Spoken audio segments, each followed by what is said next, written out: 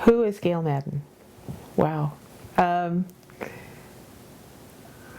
She is someone who's trying to learn a craft, and she is interested in learning all aspects of that craft.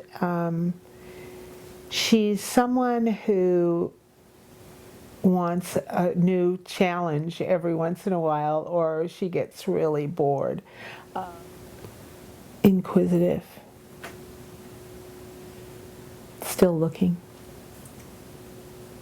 That's who I am, someone in the dark trying to find out the answers. In the theater, things can be said about human existence and about society that can't be said in the political milieu in which they existed. Because artists have a way of transforming reality so that the message gets across, but it is not. It's not an openly political statement, even though it may in fact be a very political statement. And I think that artists, in many senses, and all the definitions of artists, and are some of the bravest people when it comes to making statements about how we live and who we are. How do you become a character and climb inside them is a tricky thing. I think you have to love the play. You have to read the play. You have to really understand what the message of that character is, what the journey of that character is, what the motive of that character is. What does that character want out of the situations they've been put in? And then you climb inside and decide that for those 2 hours or those 2 weeks or those endless rehearsals, you have to learn to want that too as much as the character does. So there's a moment, I think, when you actually do that. And sometimes you don't like the character, and sometimes it's someone that you would never be or don't want to be. And so that's a more difficult role. But I think that you can learn to like something about that character, or learn to like something about what they want, or what they are doing with the other characters. I don't think that there are too many totally evil or totally unlikable people in plays, possibly Richard III, but I'm not going to do that. So I think you have to be that. You have to be where they are, understand where they're coming from, understand what happened before the curtain opened to make them who they are, whether they're drunk or whether they're just an unkind, cruel mother, or a prostitute, or some sort of nefarious character that means ill to the other characters on the stage, or is helpless in the situation they're in. For me, because of my background, probably the biggest challenge was to play the nun in Doubt, even in a couple of scenes,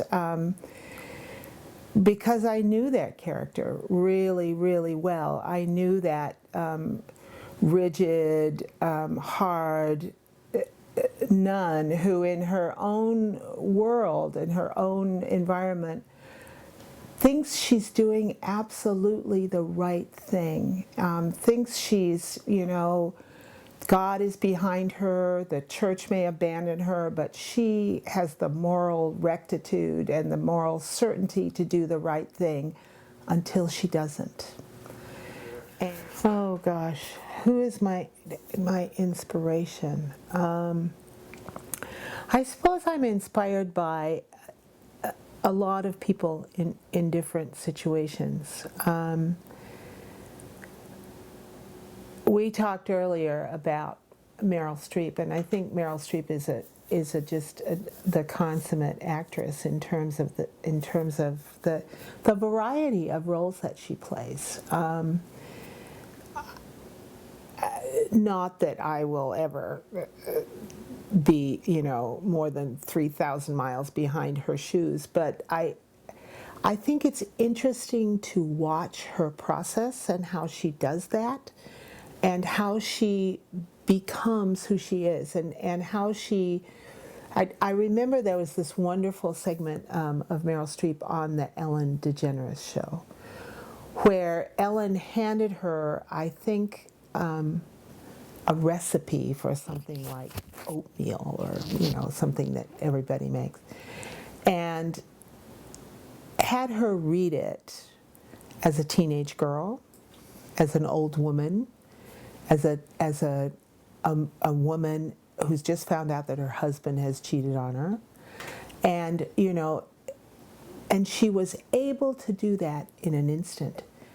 The thing about performing and being on stage is nothing beats that sort of sinking, I don't want to do it, I can't wait to get out there, feeling, standing in the wings with a live audience out there.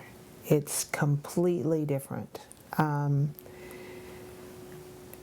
You do have, I think everybody has nerves, but if you've done the rehearsal, if you've done the work, you're ready to go. You want to show people this character. You want to show them what this play is all about. You want to walk out there. So what really changes is you can sense the audience out there, and because you've been an audience, that they really are hoping to be caught up in the story. They want it to be good. They want the story to be told. They want to be part of the performance, and they can be and are part of the performance if you lift them onto the stage with you. So if they are sort of entranced and you don't hear a lot of shifting and coughing and people getting up and leaving, which is scary, but if they're with you on the stage waiting and hoping and laughing and crying with you, then it's an experience in the whole theater, and that's what's different, I think, about it. That's the thing I think that I would like to do, is run something for longer than the 2 or 3 nights or 2-3 performances that we would do here, because it changes. Simply because it changes each time you do it, and because the character evolves as you evolve and as the interaction with your partners on stage evolve. And so the last performance is a different play from the first performance. Whether one's better or not, who knows? The audience knows. It's in the hands of the audience to figure out, once you've done the work, whether it's worth watching or not. But you change through the course of a play. I suppose it's always been in the back of my brain that, it's fun to dress up and show off, and where else can you do it with license but on the stage? So that's what I love about it. I like it all is the bottom line, I suppose. I like to put it together. I like to be in it. I like to dress the set. I like to watch. I love to go to the theater. So all of those things. And I like to read plays. So all of those things about theater, about acting, about dressing the character, about the makeup, about putting the stage together, it's all, great fun for me and great learning for me. I will tell you that I think we all act, and we all act as soon as we can figure out what gestures, what words, what behavior gets us what we want. So I would say that people start acting around 2, and some of us just carry on forever. But I think to learn acting, to get a skill, there are a few things. I think your skills change as you age because your life experience changes you.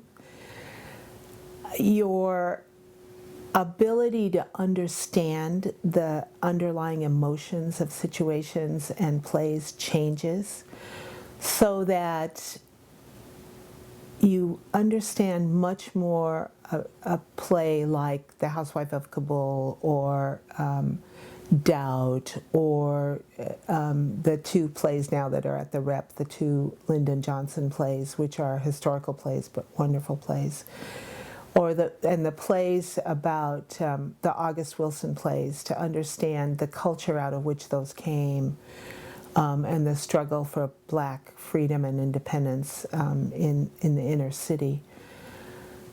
We said, okay, let's do a play. And the first play that we tried to do was 84 Charing Cross Road.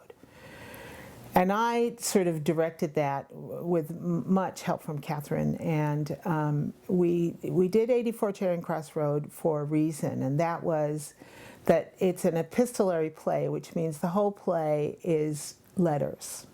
So people could read because people did not want to memorize.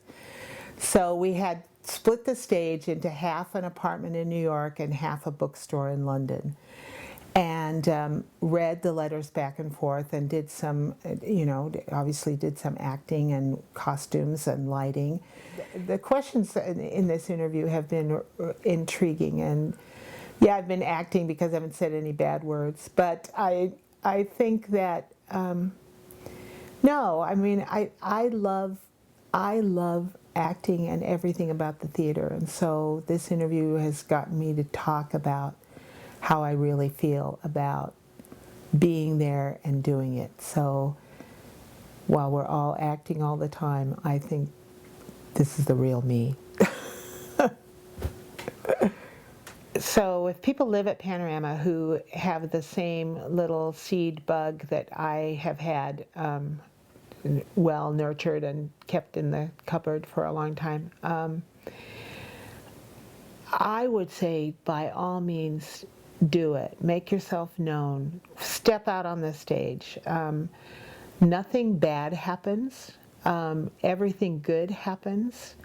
It's in fact, I know that this last time with K-Pan, there were some people who were new who thought that they would never cross that barrier. I'll work behind the scenes, but I don't want to do X.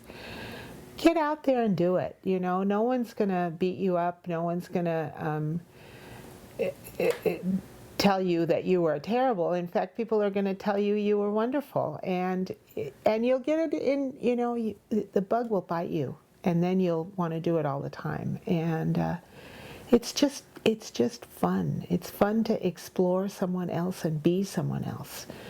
There's that dress-up box in Grandma's attic that's been there for a long time, and you should make use of it and get out there and be in a play. What the heck?